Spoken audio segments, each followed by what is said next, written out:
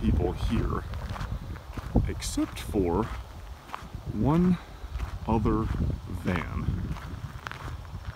and what would probably be a couple miles of coastline, and then, like I said, 16 campsites.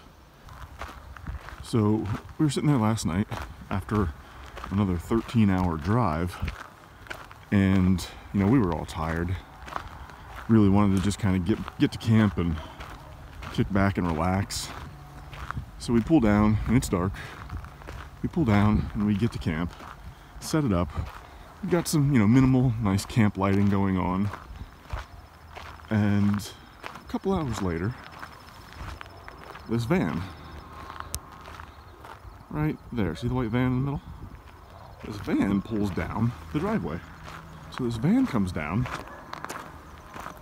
and it attempts to find a spot, and he's looking around, and the guy gets out and he starts hopping around. Can't quite see. He's testing the ground out, and then after some fiddling around, he decides that he's gonna camp right on our back doorstep. Again, like miles of coastline, and he decides to park right next to us. I don't get it.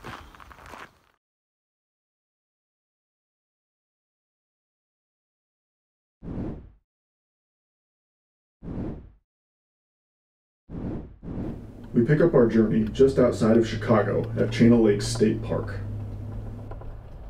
We arrived just before dusk after an exciting trip through the eastern Midwest. Our plan for this trip was to push as far west as quick as possible. That meant 2 full days of 10 to 13-hour drives. That kind of time on the road left a lot of room for boredom to creep in, and strange things start to happen to combat that boredom. It's a jam.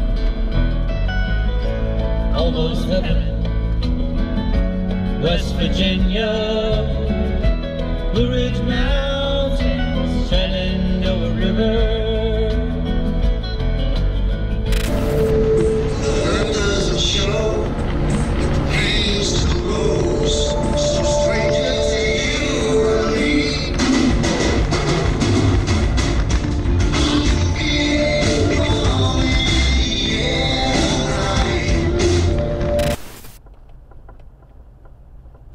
Along the push west, we'd find weird roadside attractions, and to break up the drive, we'd often stop. Cheese and beer and a giant mouse, that's all I need to see. One place in Wisconsin was called the Mouse House. They had hundreds of varieties of cheese. If you're addicted to cheese like I am, do yourself a favor and stop here. After checking in to Chain Lake State Park, the plan was simple. Quick dinner, short conversation, and get some sleep. We had another long day of pushing west in the morning. Morning. Good morning. What do you guys think of this amazing and beautiful, quiet, serene park with airplane noises every 5 seconds? I didn't even hear the planes. We live underneath a flight line, Yeah. so we're getting all our data Some footage. transferred.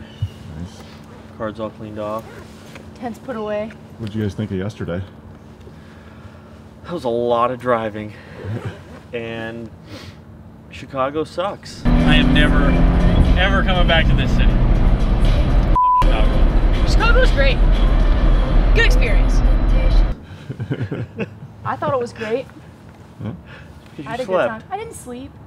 I did not sleep. You could have slept. I had a good time. Nice. No, it was a solid day. Yeah. It was necessary. Yeah. Oh, absolutely.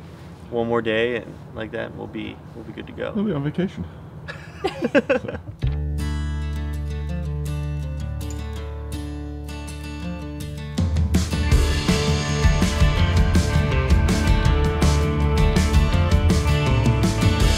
Summer night, I took a little ride.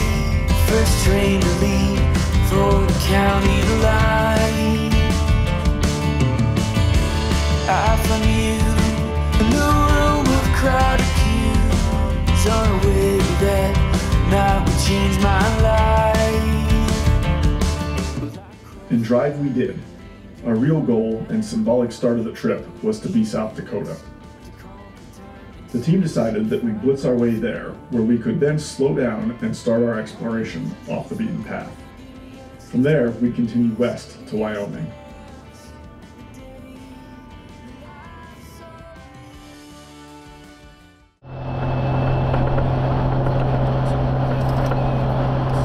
Giant set of horns on the left. I was just about to ask. I can't really tell because the sun's in the way, but it looks very interesting.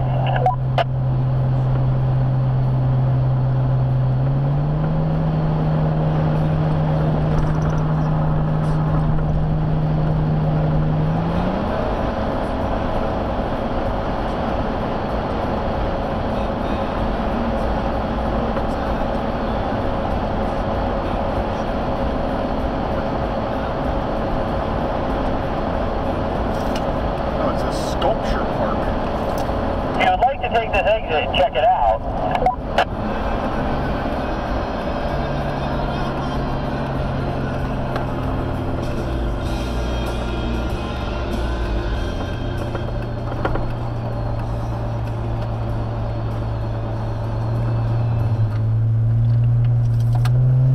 We are in the middle of nowhere. Head south on 451st Avenue toward 257th well, if we get murdered, it's been fun. Avenue for a half mile.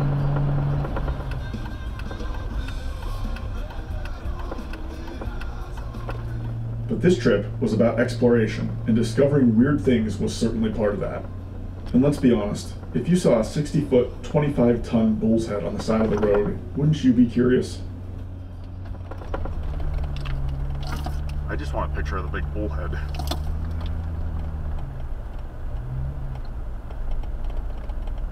We have stayed at crazier places, so.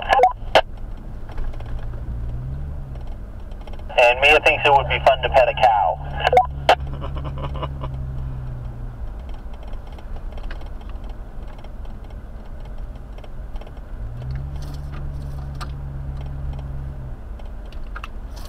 This place was in Time magazine.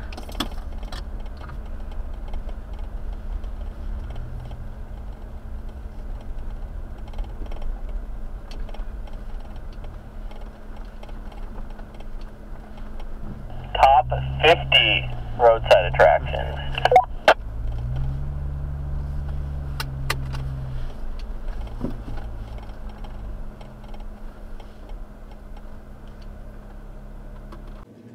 We didn't really know what to expect or how we'd be greeted rolling in, but we soon encountered Wayne Porter.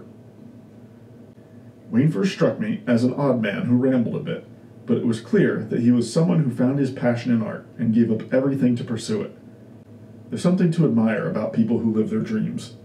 And honestly, his sculptures were pretty good for a guy that never took an art class.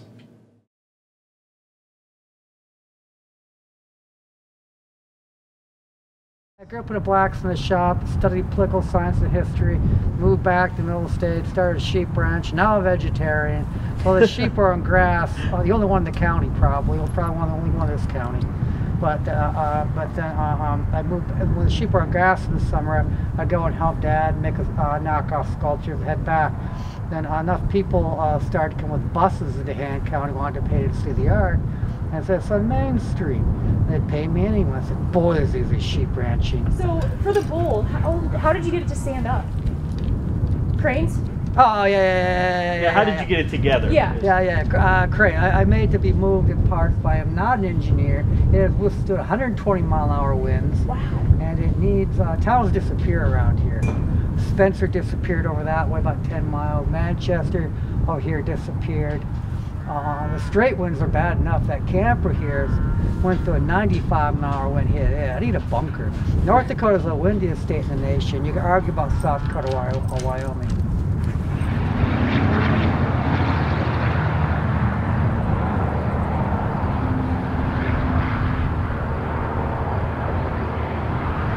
So you can go in this thing. But the guy says apparently there are bats in there, and he doesn't recommend it. And we have decided that we don't like rabies, so we're not going to go in there.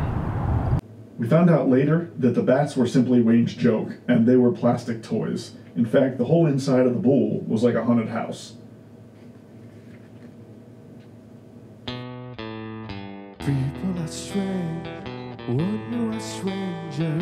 Faces look ugly when you're alone. Women seem wicked when you're unwanted. Streets are even when you're down. When you're strange, faces come out of the rain. When you're strange, no one remembers your name. When you're strange, when you're strange, when you're strange. La la la la la, la la la la la, la la la la la, la la la la, la la la la la, la la la la la, la la la la la.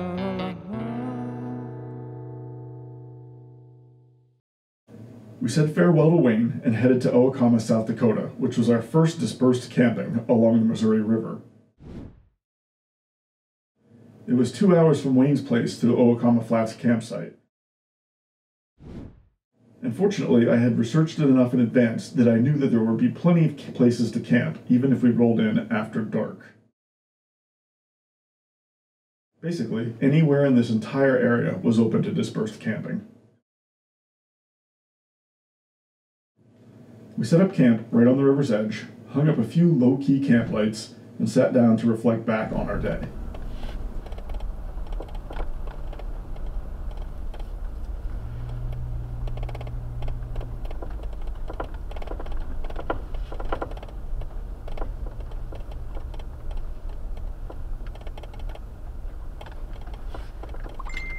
Yeah, so this is the one I think he said gets a little sloppy.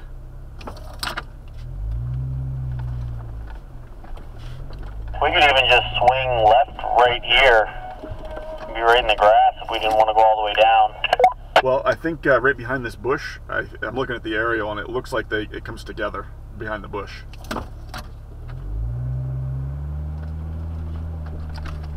This is nice and firm, it's not hardly wet at all.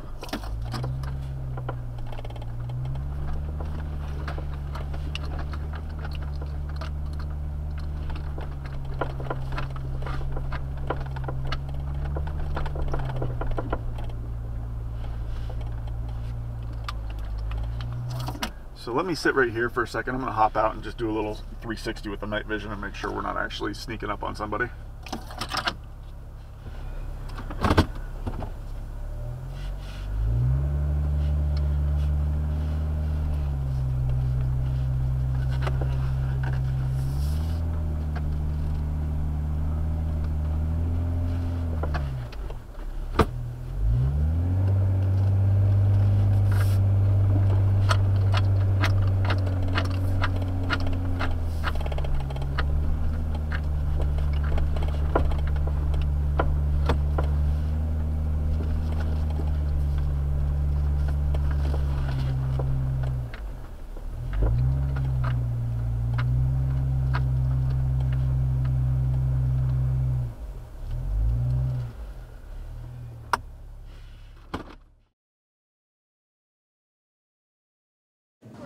There was one other vehicle in the area, and they were parked 2 sections down from us. A short time later, we see headlights coming right at us. A few things go through your mind when camping in unfamiliar places. 1, am I really allowed to be camping here? 2, I hope this isn't some local wanting to harass us. And 3, they could obviously see us with the lights hanging and their headlights on us, so what was up?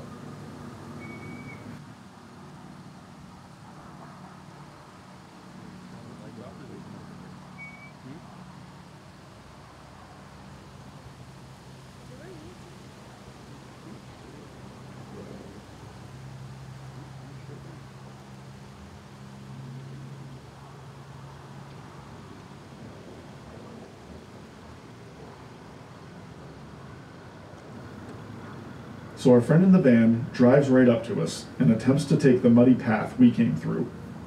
We politely warn him that his 2-wheel drive van will get stuck.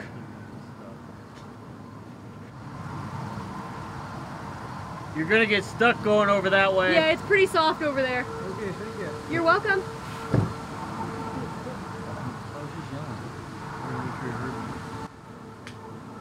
He fiddles around a bit, and we quietly discuss what he's doing.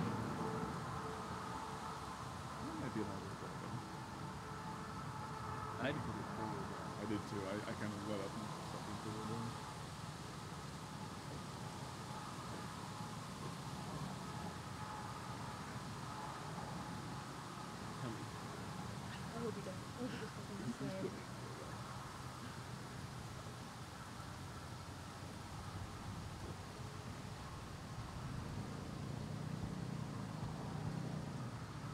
He would definitely be something.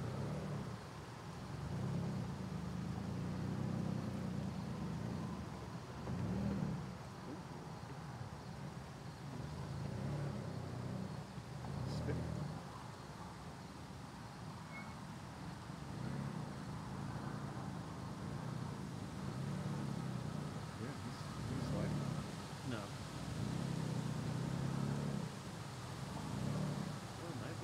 Yeah, yeah.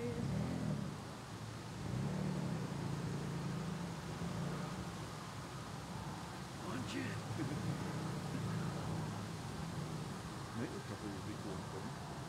Yeah.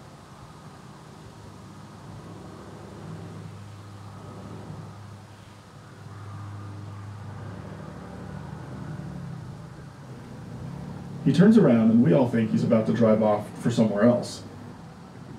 As you'll see, he turns right behind us and parks as we quietly say to each other, "Really?"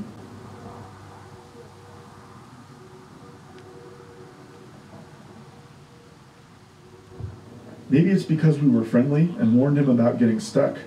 Maybe they felt more secure camping with other campers. Who knows?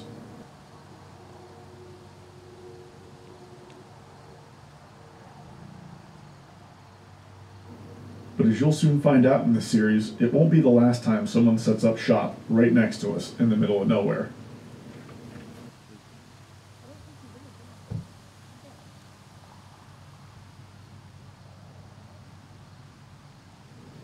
We camped here in late September with almost no one around on a weekday. I would imagine, as the weather gets nicer, that the Owacoma Flats camping area would get pretty busy, so keep that in mind if you pass through here. There is a city park within walking distance with a vault toilet, and just a short drive north, there's a great breakfast restaurant to get you fed before hitting the road again.